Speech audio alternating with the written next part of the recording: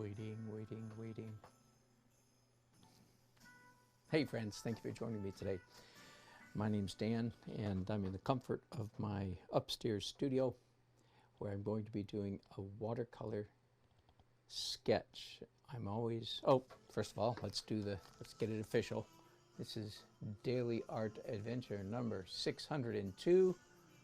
Some of you regulars might wonder where number 600 went. Well, it's coming.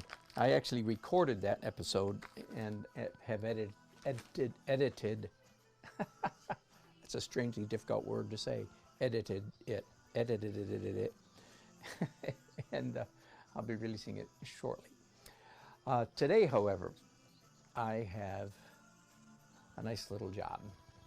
I have a watercolor sketch. And it's one I'm actually being paid for. That's what makes it a nice job.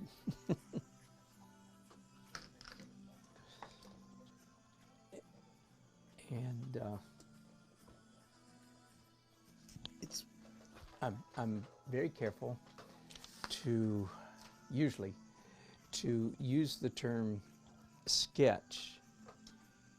I need to get things adjusted just right here today. So I'm going to use a lap board. I don't trust the angle of this, even though it's an angled desk and then an angled light table. It's not quite angled enough for me, so I'm going to work on a lap board, which all of you should know is the world's cheapest easel. Next, of course, to simply a clipboard that you lean in your lap. This is pretty cheap. All right, here is the subject matter that I'm going to be rendering. It's a fine school here in Raleigh, North Carolina. I actually have a couple of friends who teach there, called St. David's School. And I'm doing a watercolor sketch for someone who's graduating from the school in the next couple of weeks. So that's nice. So as I was starting to say, I'm usually quite careful to make sure I use the term watercolor sketch so as not to be confused. A little technical difficulty here. That's supposed to stay out of my way. So as not to be confused with what I would call a legitimate watercolor painting. Now, I do periodically, just to prove to myself that I actually can do real watercolor paintings. Every once in a while I'll do one. But most of the time, when I'm doing a watercolor, it's actually one of these. Now, I'm sorry about the angle. I'm trying to get you the best angle possible. Okay, here's a few tricks. Number one, start drawing with a very light color. And I'm in the habit, I think it's a good habit, of drawing a boundary or a border whenever I'm doing a drawing as opposed to a painting. I'm doing a border inside the edge of the paper.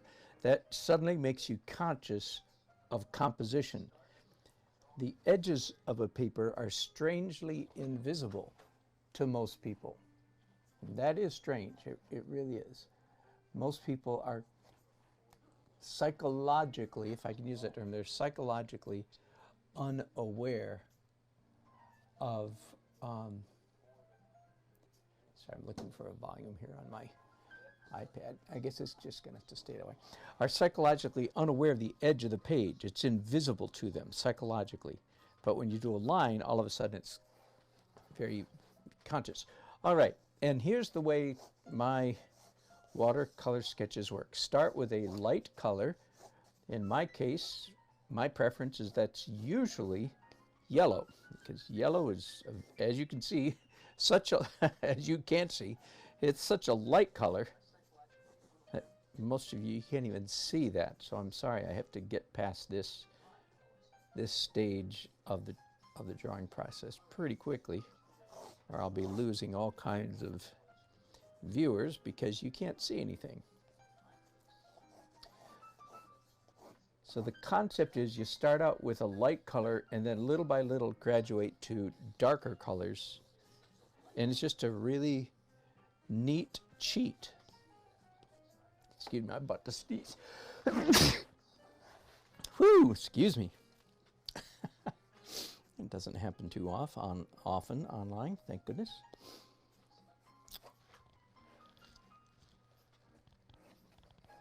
So,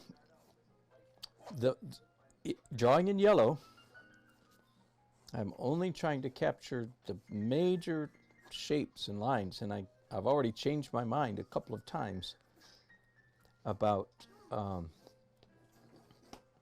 where those major lines actually go.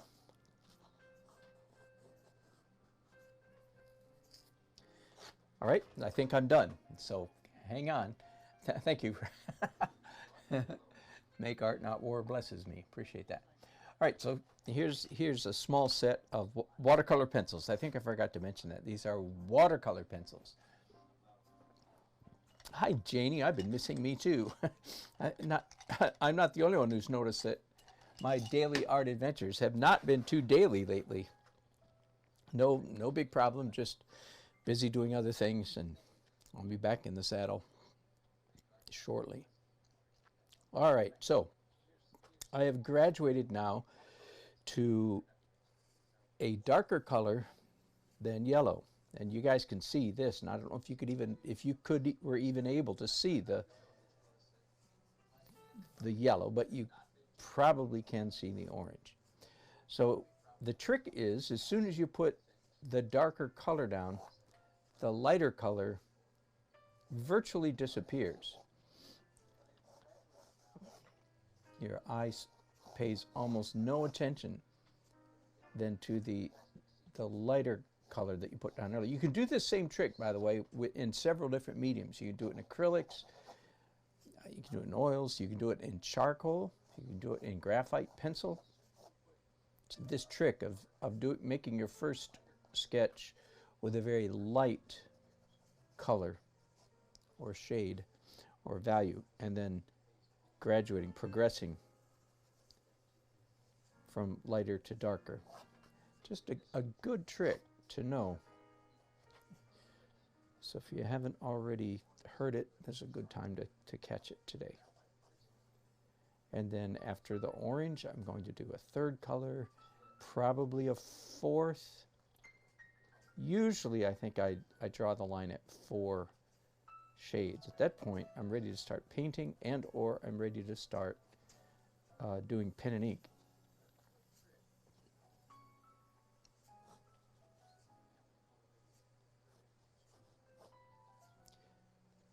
I spent probably an hour last week at St. David's School shooting these photographs. I stuck my head in the administrative office because I'm accustomed to being treated with suspicion. As an artist, you get used to being treated with suspicion by many people.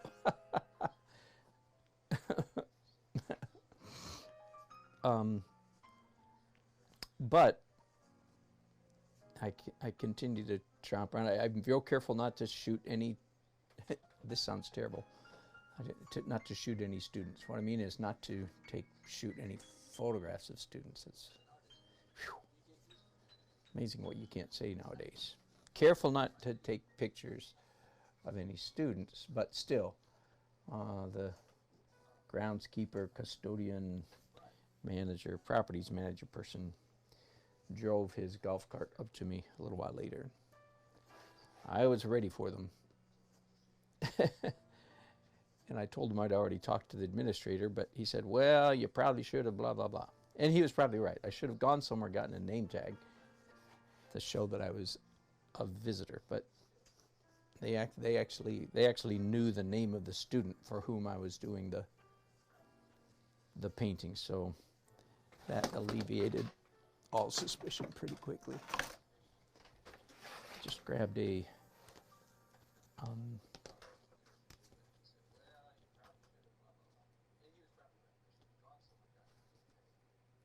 have to triangle to make sure I get a vertical line here.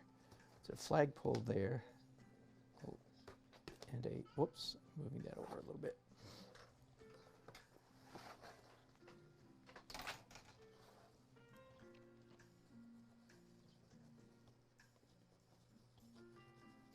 Again, so this is watercolor pencil, and most of you then understand that as soon as I, you know what, since I'm sitting here working at such a nice small scale, I might be able to do, so hang on here a second, I'm going back to my table for a minute. I might be able to do a physical vanishing point, which would be a real treat. Very rarely do I have that luxury when I'm out painting on a canvas. You know, I have to just visualize the vanishing point. Well, let's see what happens here. This line says it goes there.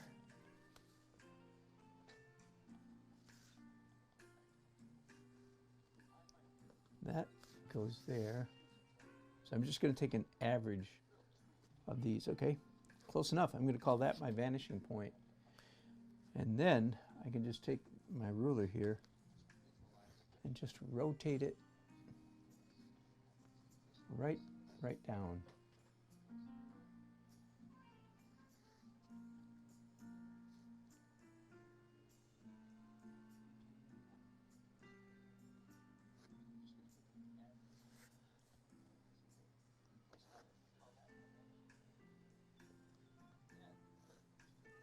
I wish I had time to give an entire lesson on linear perspective. I don't, but I'll try to squeeze in one tip for you. Sometimes when you're doing a drawing in which, in this case, 1-point perspective, quite simple, very simple, you know, all the line, let me show you the photograph again. Now some of you have minds that understand linear perspective. Your mind works that way. Others of you, you don't. So those of you who don't, you can ignore all this, but those of you who might get it, and by the way, you don't know until you're 20 something whether you have such a mind. So all of these lines all point to the same point, and they all point to the point on a horizon. Oh boy, now I have to define what a horizon is. Oh boy. Horizon, it might sound, you might think that's simple. If you do, it's because you haven't done any serious perspective drawings. Okay, horizon is simply as I can put it. It's what you could see if you're standing at the ocean, or if you're standing in the wheat fields of Kansas, where there was no buildings, hills, trees, or mountains in the way. It would be a point roughly, actually only 17 miles away from you, actually, which is not very far when you think about it. It would be eye level at, again, 17 miles away, roughly. Or, I'm sorry, there's actually debate about that. It may be as little as 3 miles away. Be that as it may. It's what looks like the horizon. All that was just clear as mud, wasn't it? I'm making things worse. The point I want to say is that once you see it, you see all of these lines on this side of this building. They all point to the vanishing point, which is on the horizon. Oh, okay, I don't feel like getting deep. I don't feel like getting deep into it today, so I'm just going to leave it at that. You guys who don't get it, I'm just leaving you, abandoning you, leaving you hanging.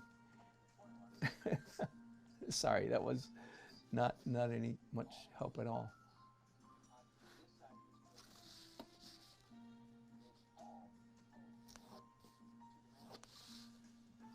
And I continue to here change my mind. This is not, I'm doing orange right now, so that is not my darkest color by any means that I'm going to draw in.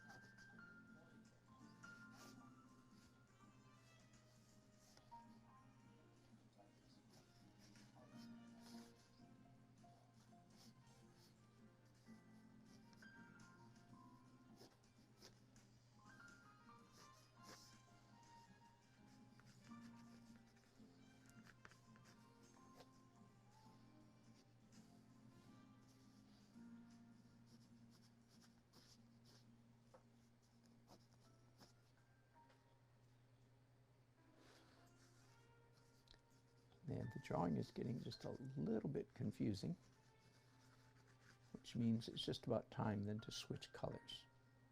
All right, so I've done yellow and I've done orange. And as you can see, you can barely see the yellow. Now, next, I have a couple options. I can go to red or purple. I have here some kind of purplish red. I don't know what they call it. It's kind of a fuchsia kind of thing. Yeah, red, chili red, which is a brownish red. My choice. I don't want to do bright red because the orange is close enough to red. I think I'm going to go with with fuchsia. I'm not sure what they call it, but it's a purplish red. Forgive me just a moment. I have to sharpen it over my wastebasket. I have a whole host of these sharpeners. I buy them pretty often when I go into the art store.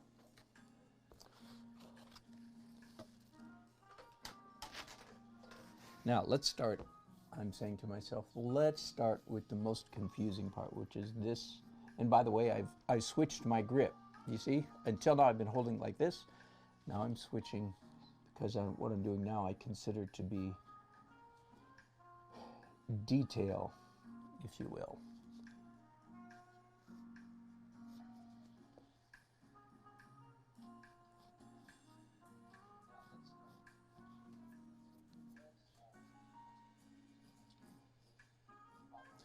So this school is in a nice part of downtown Raleigh, and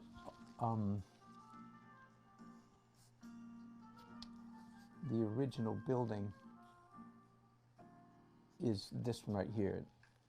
It looks like a early 20th century Victorian clapboard siding. And then all the rest of the campus, which is modern, like this, modern traditional.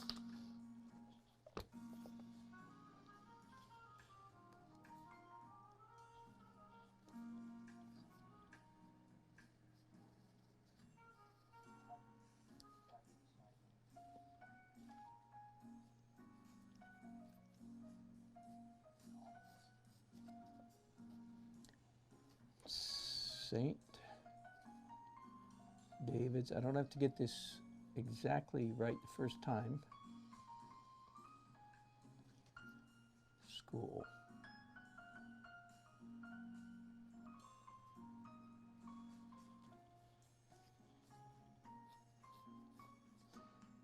I started to say at one point. So this is watercolor pencil, which, as you all know, then that means that as soon as I hit this, let me check that perspective line. As soon as I hit it with water, all of this pencil will blossom out, will mushroom out in an explosion of color. Does that make sense to you? If you understand what a watercolor pencil is, it's basically the same stuff that a cake of watercolor is made of. And cake watercolor is what we all played with when we were kids. I'm saying we all, you know what I mean? I know, maybe not every single one of us, but for the most part, most of us played with watercolors when we were children, and it was cakes of watercolors. So these pencils are made out of the same stuff that the cakes were made of, a higher quality than what we had as kids, but basic idea. So that means all of these lines will mushroom, will blossom, will explode, and many of you would think, well, isn't that going to like mess up your painting? And the answer is yes, if I considered that a mess up. But instead, I'm anticipating that explosion of color, and I'm going to use it to my advantage.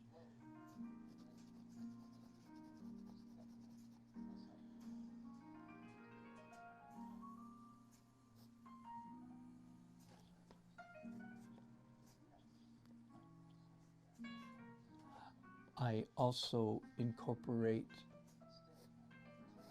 pen and ink, usually in my watercolor sketches. And it certainly will be in this particular case.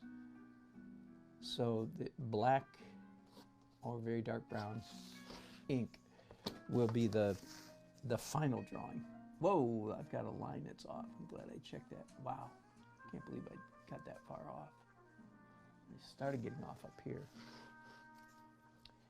And which leads to the question, well, what do you do with the mistake lines? And the answer is, at this point, you don't do anything with them. Now, much later from now, if you decide they really need to be alleviated, then you can actually brush them out, so to speak.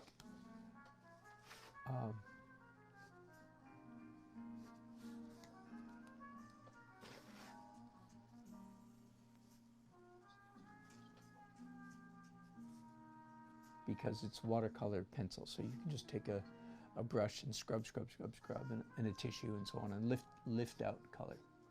If you're a watercolor painter, you know all about lifting out. So if some of my erroneous lines need to be lifted out, that's what I'll do. But it's likely that none of them will actually need to be lifted out. They just, my mistakes, if you will, just become part of the overall texture of the drawing, and they don't bother the viewer as much as you might think it would. Some lines you can get away with, some mistakes you can get away with, some you can't. So I don't know exactly which ones I'll be able to get away with, but it's usually more than you can think.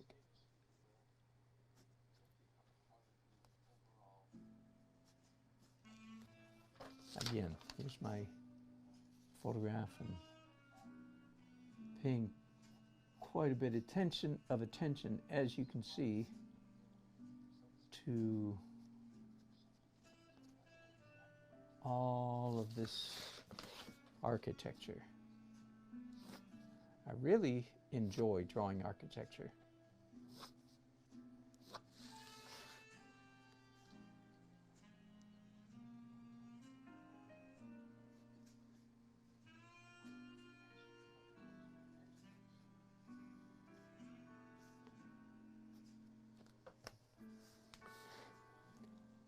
Not sure why.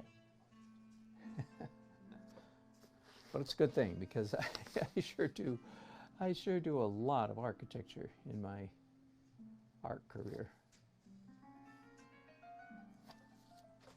So I do a lot of it because I enjoy it, or do I enjoy it because I do a lot of it? Huh. Which came first, chicken or the egg? I don't know.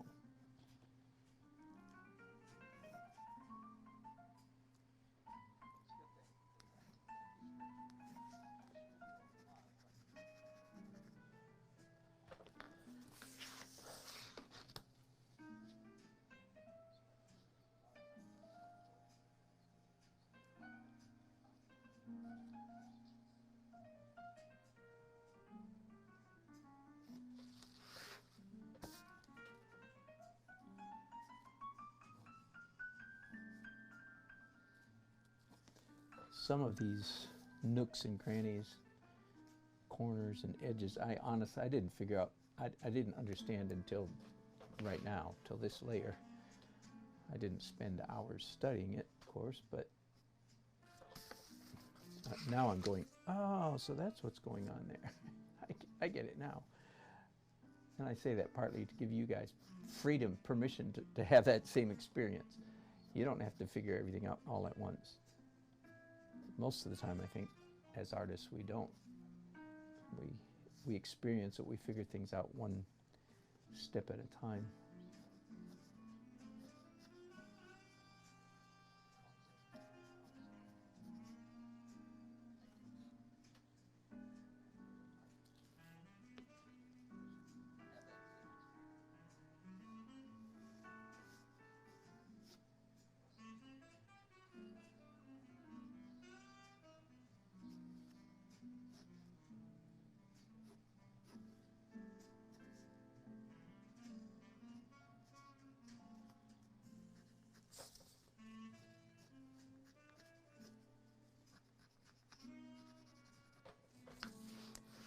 All right.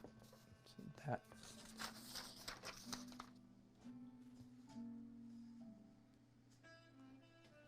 Whoops, I seem to have a problem going on here. Hang on.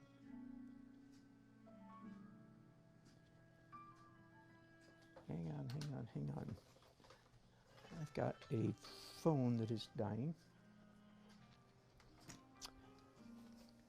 And according to my calculations, it should be all plugged in and functioning. Hang on. Whoa. Forgive me, hang on just a minute. This is supposed to be all taken care of before I start broadcasting. Indeed, I have a phone that is about to die. It's plugged into my very best charger. Life is so wonderful sometimes. I read a quote by Woody Allen a couple weeks ago.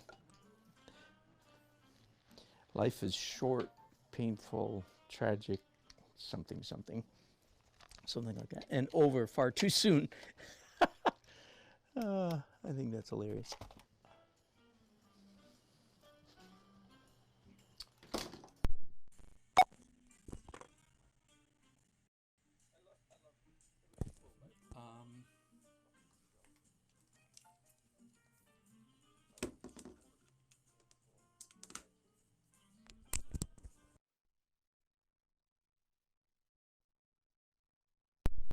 I'm sorry.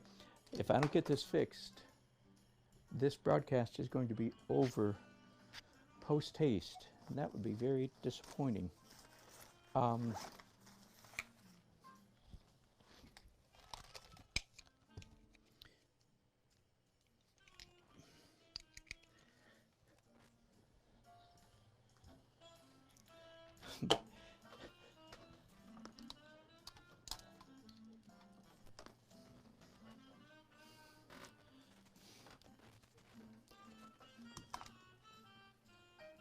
Just when you thought it was safe to go back in the water, kind of thing. I have an extension cord here that evidently is just a bum extension cord. Forgive me, you don't need to hear all this inside talk, but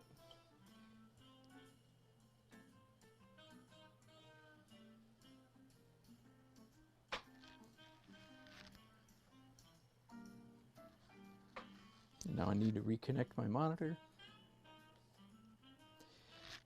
Forgive me, hang on.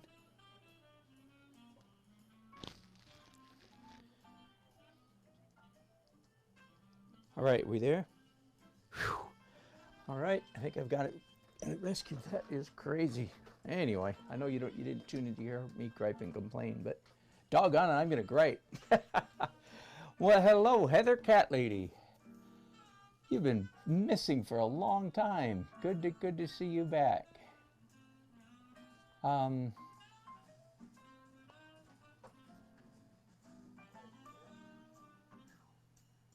Long time no see, indeed. I was beginning to worry about you. Okay, since I'm doing some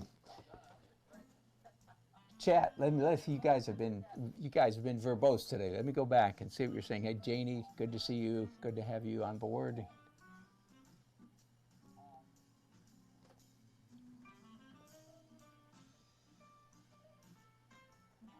And Heather adds, keeping the border also helps when using a matted frame.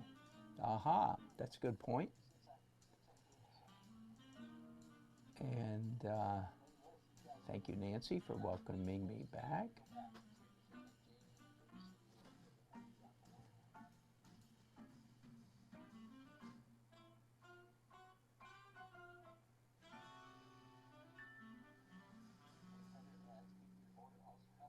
I will show you my reference again here. Thanks, guys, for asking about that.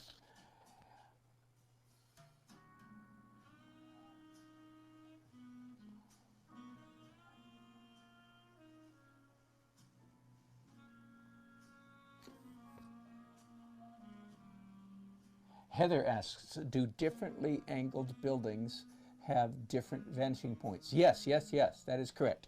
The vanishing point thing only works for square things that is, they have this the same vanishing point if they're lined up with each other. So a typical row of buildings on a street are all built, of course, at 90 degrees to the street. But if some architect got real fancy and built his building on an angle, which of course they do, then no, that will have a different set of vanishing points. Good question.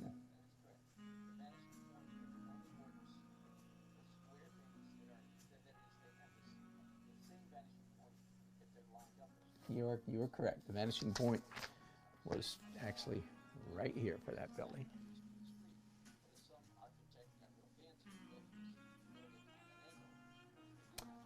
Julian Hartle asks a very good question. It's been some time ago. Weren't you planning on making an edited video about your cross-hatching piece for the book cover? Oh, Julian, thank you for asking that. Yes, I was planning to. Yes, that has fallen by the wayside, and I need to revive that. Thank you for that provocation. I will try to get that done. Yeah, good. Thank you, guys. Let me get back to drawing now. Thanks for your chats and your comments. And yeah, I do need to do that book cover, an edited video. I've actually been working quite a bit lately. I don't know if you've seen any of my recent work. The Anatomy series, Anatomy Masters, I'm calling it. I'm sure you've probably seen that. Those are real short edited videos. That was just basically a technical breakthrough. I finally figured out how to record and edit videos very quickly. So that made a difference. The fact that I can do it quickly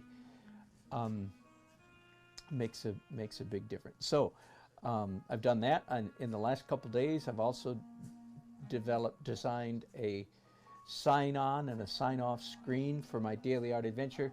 Those will all be added to the videos after the broadcast is over. In other words, I need to get on my computer and go back to each video. You'll see, they'll start showing up. And it's just a cute little thing. I hope it's cute. A cute little thing to kind of spiff up my production quality a little bit. So I have been busy, even busy working on some YouTube issues.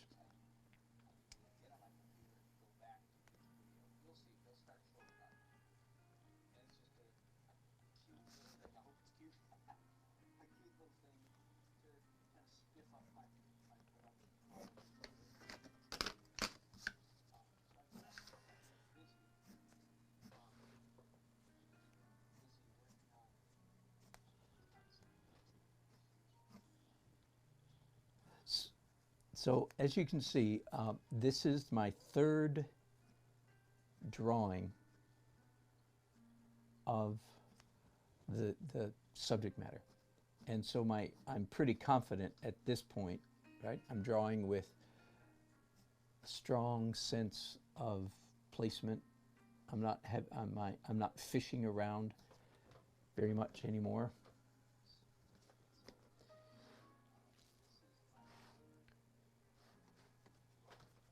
And that means, of course, that my line has a certain feel about it. It has a certain confidence that my early lines did not. My yellow and orange were kind of fishing. That's maybe the best word for it. Fishing for the right place to place each line. And then in this layer, I'm not fishing nearly as much. A little bit, but not nearly as much as I was.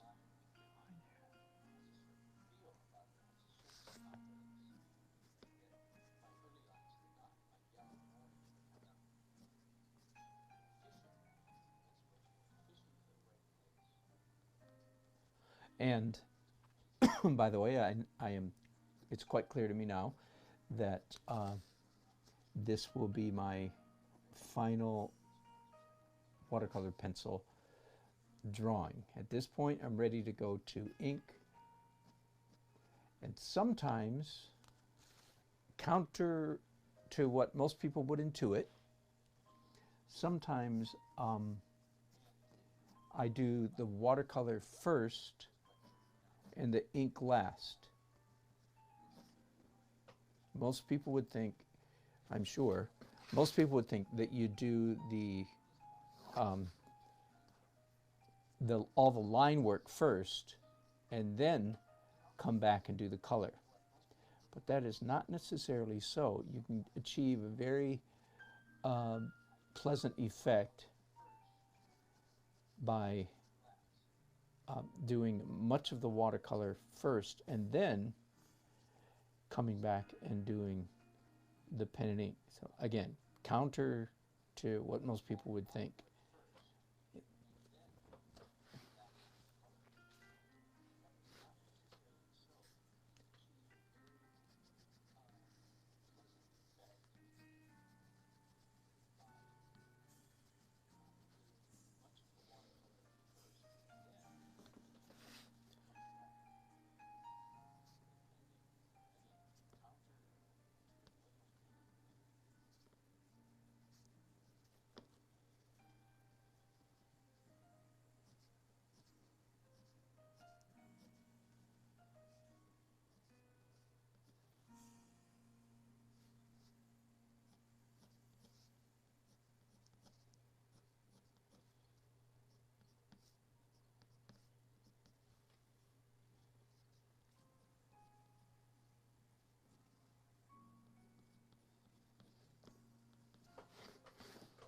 Almost finished with the fuchsia layer.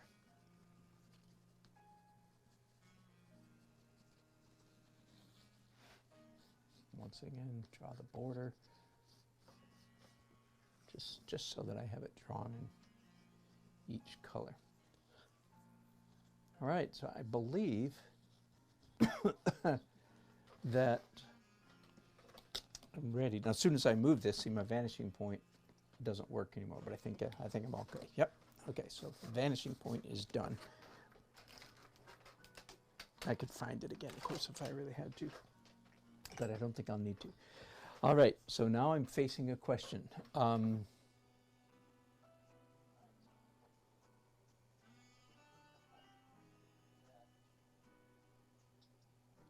Paint first or ink first? Again, for those of you who just joined, here's the reference. I've made several conscious changes. The main one being I've taken this building, which is really central in the subject matter, and made it considerably larger. But no, I don't think anyone would look at it and say, oh, you've made that much bigger. Most people would never notice. There's actual, and there's what I've done. I think I'm going to paint first. So again, let me raise you guys up so you can so you can see my watercolor tray. I have several watercolor kits that I've accumulated over the years. This is my latest and largest. So I'm just going to go ahead and activate. I should have filled this spray bottle up before I got started. It doesn't have quite enough in it.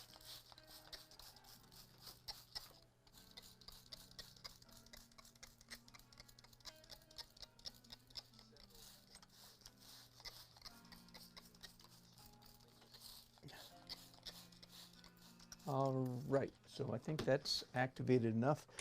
I am definitely going to start out with a 2-inch brush. Yeah, 2-inch polar flow. Nothing fancy, certainly adequate brush. And I need some areas on my mixing tray. I need, as you can see, I need some areas for clean mixes. I hate to do this really. I don't usually like to clean because I'm losing all those beautiful, messy colors, dirty colors, if you know what I mean. It's not my preference, but sometimes it needs to be done. Right at the moment, I need some really clean blue. So that was the only way to achieve that. All right, here we go. All you watercolor people, you know this feeling. Well, let's mix up some blue first. And I'm going to do, I think, pure Phthalo, I believe. I think that's Phthalo. I actually labeled it last time when I inaugurated this tray. Let me pick it up, just see if, oh yeah, I did. Yep, and it's marked here on the edge. I can't tip it over because I would spill my water, but yeah, I wrote in Sharpie marker. I identified all of those colors. I didn't really need to identify phthalo, but some of the browns in particular, for me, are very easy to mix up, you know. And I did that just so I could, if I wanted to have use the same color twice, so to speak, that it would be there. All right, so now I have a brush, 2-inch brush, full of phthalo blue. And come on, stay there. my lap board is sliding down. Tell you what, let's get rid of it. I'm not using it anymore. Let's just go straight there. There we go.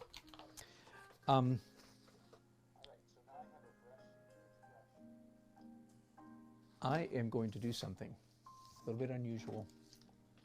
Picking up a bristle brush. In fact, I do want to erase a little bit right here. This is one mistake that I so to speak, not a mistake, but I moved the lamppost, and I drew it in that red-orange color, so it was very intense.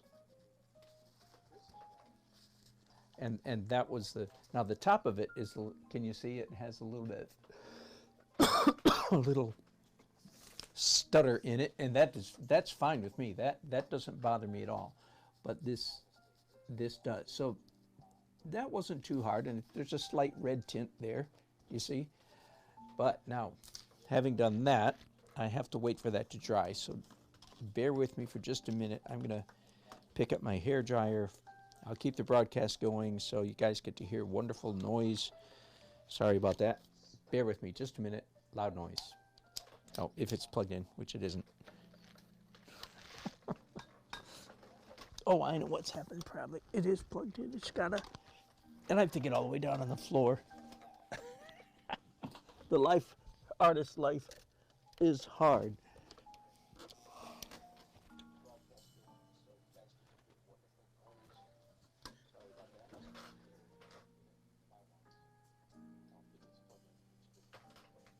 All right, so bear with me a minute. Here, guys.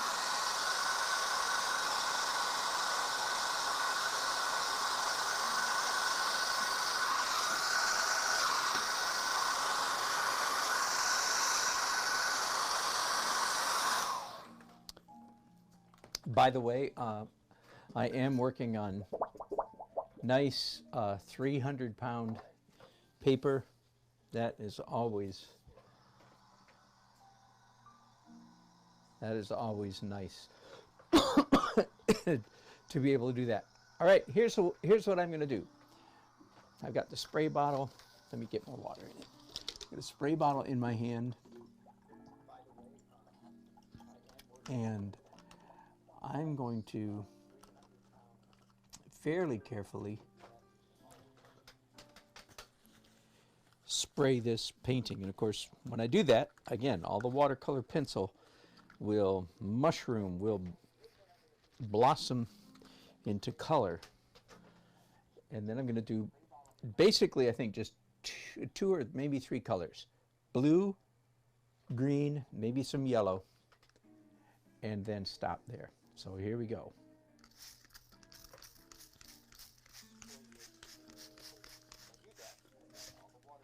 All right, you see that? It's happening, isn't it? Now, blue.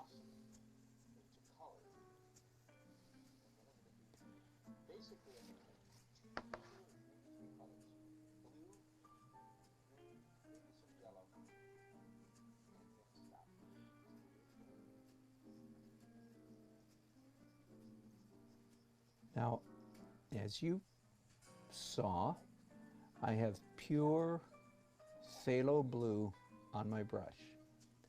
That's all, nothing but phthalo blue. But of course, my brush has picked up yellow, orange, and fuchsia. So those other colors are bleeding into the blue. Now, if you didn't want that to happen, you'd be having a seizure right about now. But I'm saying, wait a minute, come on, use your eyes. That is fascinating.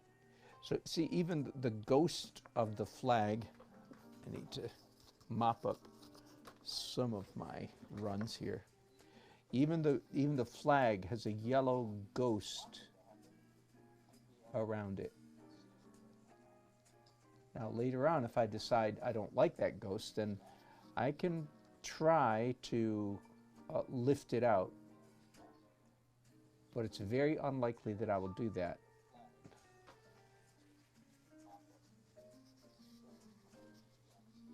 So one of the benefits of using this crazy technique is that it creates a unified palette. In other words, throughout the entire painting, I have the same three colors activated, or what's this, not the word I'm looking for, the same three colors in watercolor pencil ready to be activated throughout the entire painting. So now I'm doing green.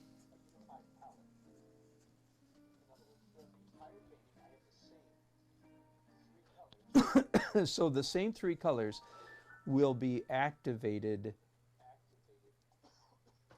throughout every other color that I put down, creating, I think, usually, if it turns out, if it works, it usually does, creating a fascinating uniformity of palette. The word we usually use is unified palette. Funny term, I don't know why we call it that, but that's what artists, when they're not talking about their paint palette, so to speak, they're talking about their painting, but they're talking about the coloration of the painting. And one of the concerns we normally all have in a painting is that there be a unity in the overall cast, the overall color of the painting. And this little trick creates that effect in quite a handy manner. Oh, I should add, let me add that in this, what I call watercolor sketch technique, that I do use opaque white at the end of the process. Okay, so I do not restrict myself like a traditional watercolorist would. I do not restrict myself to keeping my whites. Because that, as you know, all you watercolor people, it's like, oh, that's cheating. Correct. Guilty as charged.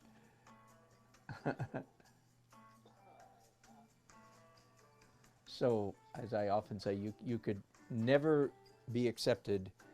You would never be accepted into Watercolor Society of America with a painting done in this manner. Not even close. They'd laugh you out of the county.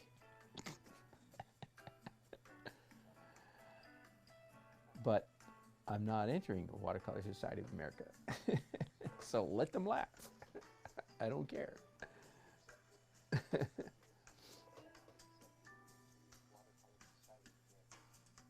Now I am going to do some blotting here in just a minute.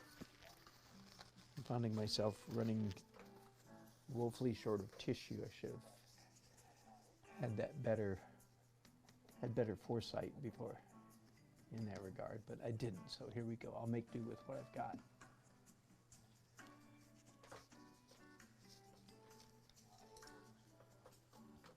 And I'm going to try to lift out this soft brush here. Not sure it's going to work.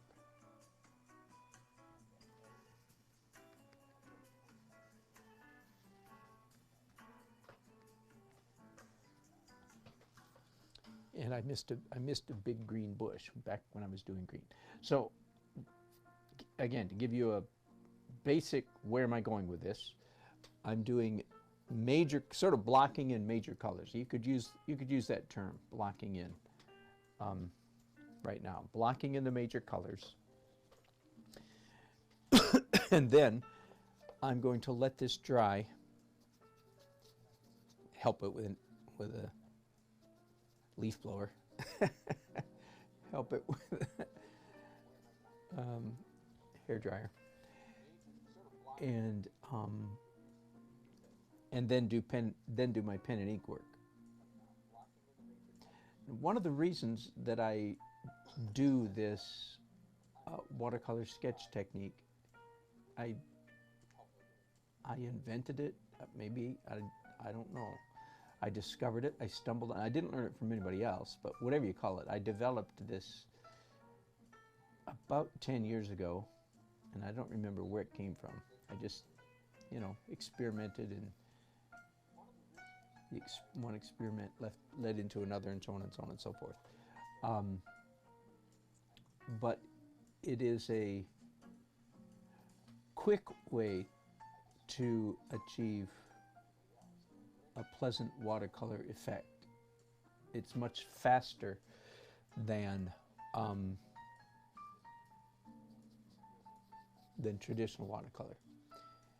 And again, I do traditional watercolor just enough to be dangerous, as they say. I do traditional watercolor, and more than once here on my channel. This goes back a couple of years now. In fact, one of the very first daily art adventures I ever did, Daily Art Adventure number 1 and 2, which was over on Facebook, by the way. I did a watercolor sketch versus traditional watercolor, and I asked viewers to weigh in as to which finished look they liked better.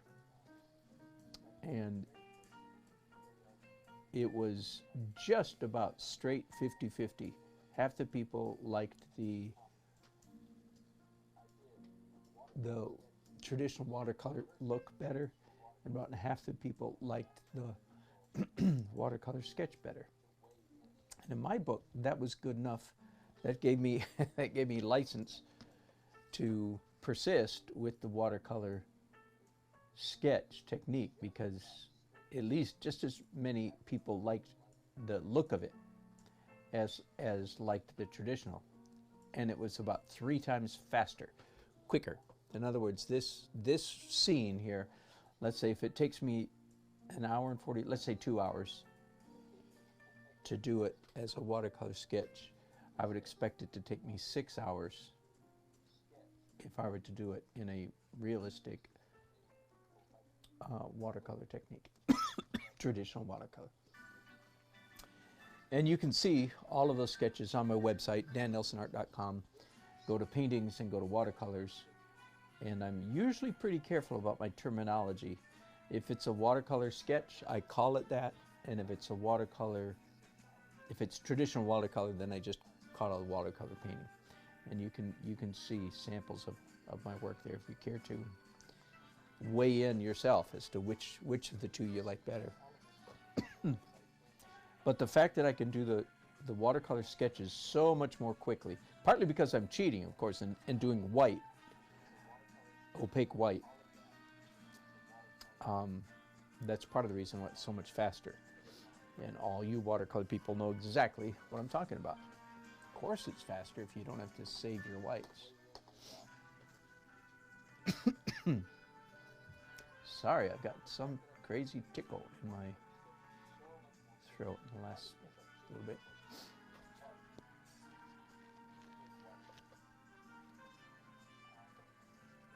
All right, I think that's good enough. I've got my major color blocks in place. And if you'll forgive me again, I'm going to assault your ear balls, your ear bones, with some noise. Here we go.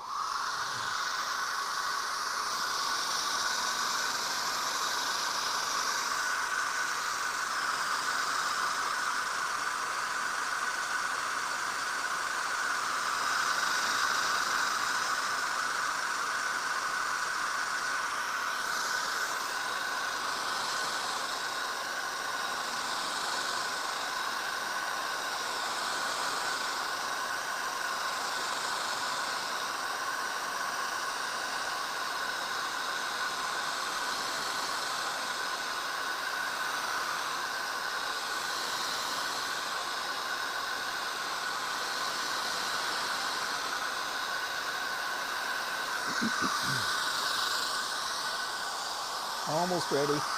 Oh, I forgot the flag, didn't I?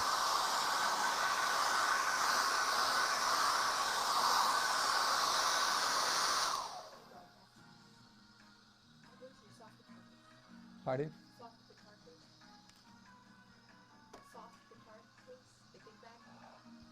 It's at Aaron Robbins with my guitar in it. Can you just carry your bare naked guitar? I'm loaning it for 4 days to a person at church. Oh. I can't find the ladder to get the hard one down. No, the ladder's at my, oh, a ladder's in the van. Okay. Oh, sorry. Little music crisis going on here.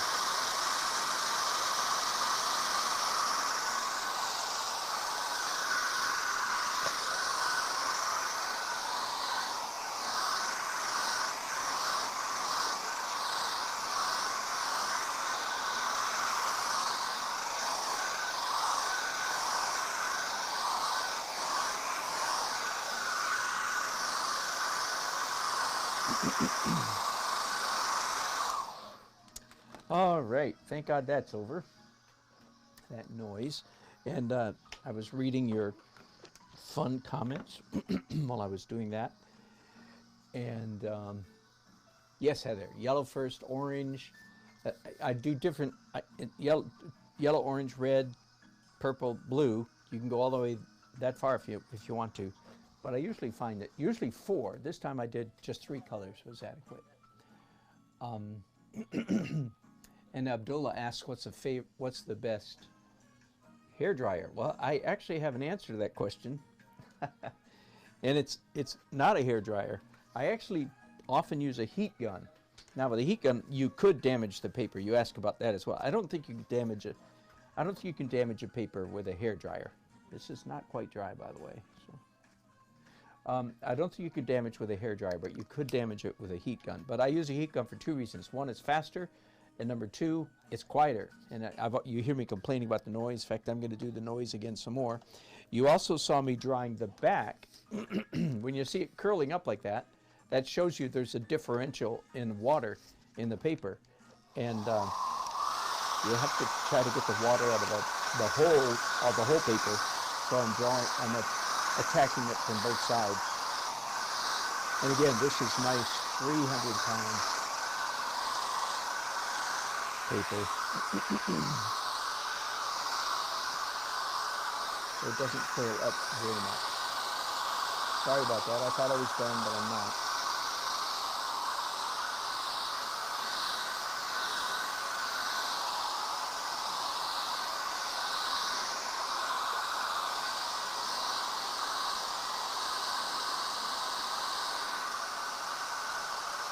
I'm evidently really getting water out of it because look how much the paper is curling.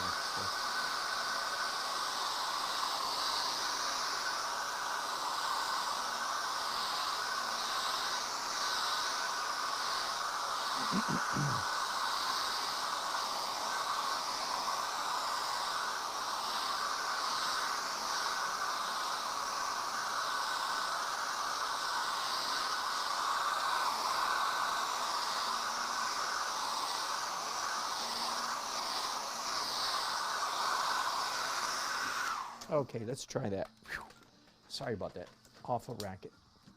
So I put on a glove to protect the paper because at this point, I don't want to be dragging the oils in my hands through this watercolor. So this is just to protect the paper and the watercolor. Now, let me grab a piece of scrap paper.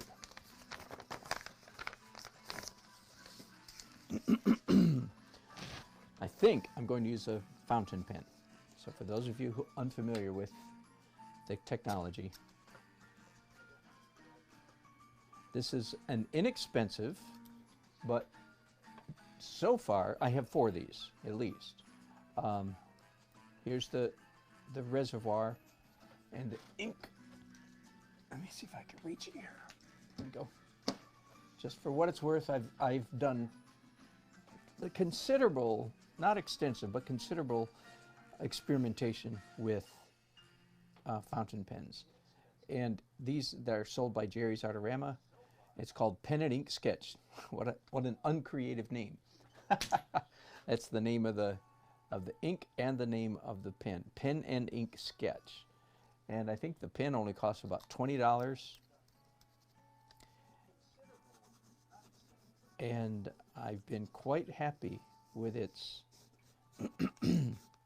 functionality. Now, why use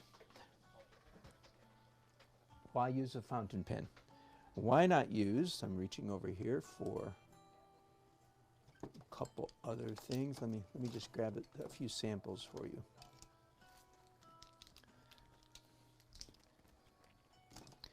So here's a few, 3 to be exact.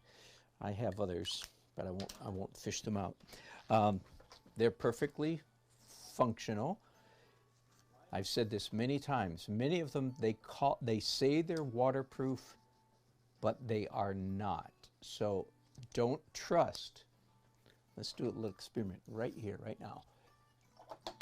I don't know what they mean by waterproof, but oh, I'm bleeding through from the other side. Let's do a clean spot. So let's just do a quick test here. Nope, not waterproof. That bled. One that doesn't say waterproof. That's Prismacolor. I'm looking for it. It's archival, acid-free, light-fast. That's good. This one I know says waterproof. Now sometimes it might be a matter of how long you let it sit before you put water on it, and I'm being pretty mean to it right now. But these are convenient, they're handy, they're fast. Now, whoops. Now this good old-fashioned Sharpie marker is certainly waterproof. Quite a bit fatter than the others. This is not archival. In fact, and I only know this from having researched it, not from experience, that the Sharpie marker will turn brown after several years. So, and that's not a terrible thing. I mean, turning invisible is a lot worse than turning brown. But let's test these. Those are almost waterproof. Nah, they're bleeding. This Sharpie is not going to bleed at all. So there you go, just for what it's worth. One of those said it called itself waterproof. This did not, and it's not. These said we're waterproof, and they're not. And the Sharpie is waterproof. But why am I not using these? 2 reasons. One, as you already saw, they run out of ink so incredibly fast. And the felt gets smooshed down so quickly. All this stuff, you guys know this. They're irritating. I mean, in my opinion, they last about 30 minutes of real drawing. That's not very long. And in fact, I'm not even sure they last that long, to tell you the truth. So that's what's here. The felt goes and the ink goes. And sometimes they're not waterproof. The other thing is they're not very expressive. So back to my fountain pen. Why would I use a fountain pen? The reason is, I don't know if you can see the tip of this, but it's 2 pieces of metal that come together like this, and when you push down hard, the 2 pieces of metal spread out, so you get a fatter line. Let's pull up that piece of scrap paper again. So the advantage of the fountain pen is you can get a thick line or a thin line.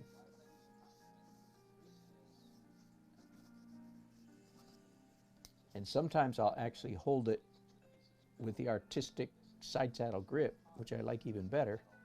But you see, that gives me an expressive mark, which you cannot get. Trust me, you cannot get with one of those felt tip things. Now, is this waterproof? Let's go ahead and give it a test right now, and I'll show you the ink again. It says here, it's already, my bottle's dirty. Permanent, light fast. It doesn't say waterproof. That's funny, because I thought sure that it did say that, but I've used it before, and I think, let's find out. No, we're doing quite well. I'm sorry, this is ink coming through the other side. Okay, no, it's bleeding a little bit. About as much as those other ones that call themselves waterproof. So that means I have to be careful about going over this. All right, let's start drawing now. Now I can answer the question, why sometimes do I want to do watercolor first, and then pink, and then ink second? Well, there's one reason, because this is not perfectly waterproof. But the other reason is I don't need to do ink on the entire drawing. And I don't really know which part of the drawing is going to call for ink and which part is not. And having some of the color already in place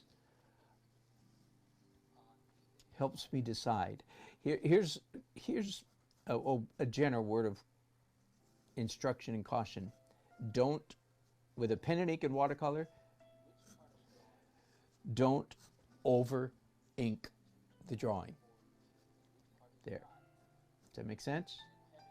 You do not have to do the whole thing, and you'll probably end up with a more pleasing product if, in fact, you do not obligate yourself to draw every single line. You'll end up with something better if you leave some lines out. Which ones? That's intuition. There's no way to answer that question, right?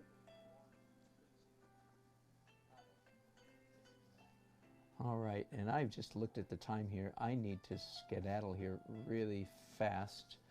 So I will not finish this project today. I've got a big project that I'm working on, and I will bring you in on it probably starting tomorrow morning. I'm doing an outdoor mural, so to speak, mural, quote unquote, 6 by 10 feet. So that's, in my book, is really just a large painting. It's not a mural, but it's outdoors in full sun, and we'll talk about that. And I'm going to leave here very shortly and go downtown and finish my final preparation. All right, so I hate to quit. This is a lot of fun, but I'm going to stop right there.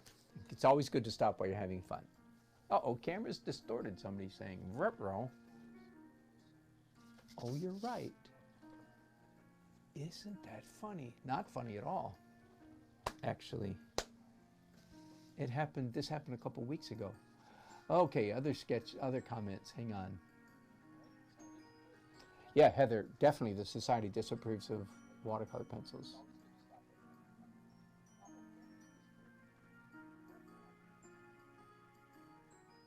Yep, Heather, good. Glad I was able to give you that suggestion.